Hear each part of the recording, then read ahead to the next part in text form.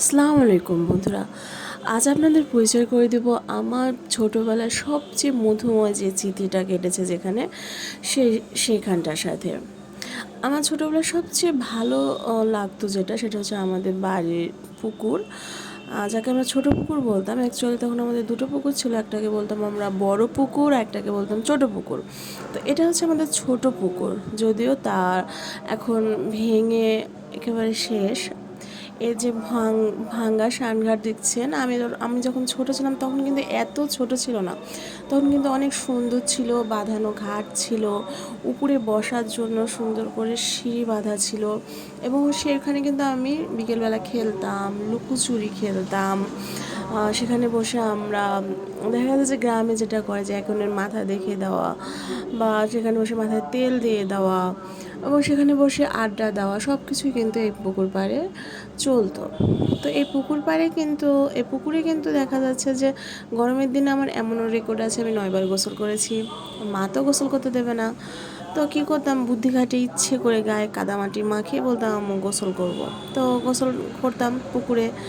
আর যেহেতু গ্রামের মেয়ে, সারাদিন সাঁতার কাটা, ডুব ভাঙা, মাছ ধরা, এগুলো ছিল আমার নেশা।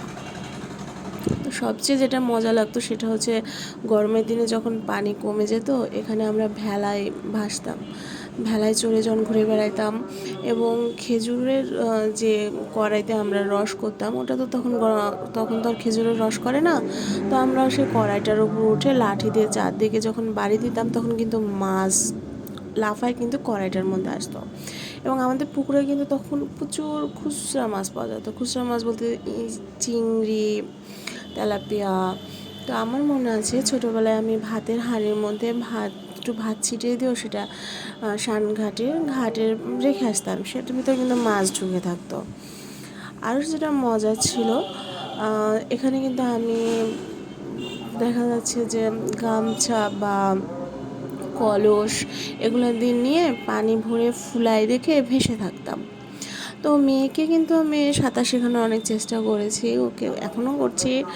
ও গোসল করে, তো সারাক্ষণ বলে আম্মু তুমি এত গোসল করেছো, এত আমাকে দাও না কেন। আমার হচ্ছে আম্মু আমরা তো ছোটোবেলা থেকেই পুঁটি মাছের মতো সারাদিন পুকুরেই লাফালাফি করেছি, তোমাদের মতো তো সারাদিন আমরা মোবাইল নিয়ে বা টিভি দেখে বসে থাকিনি। আমরাও টিভি দেখেছি কিন্তু এত তো না। আমাদের তখন বিনোদনই ছিল যে পুকুরে গোসল করব, লাফাঝাপি করব, ঝাপাঝাপি করব, মাছ ধরবো।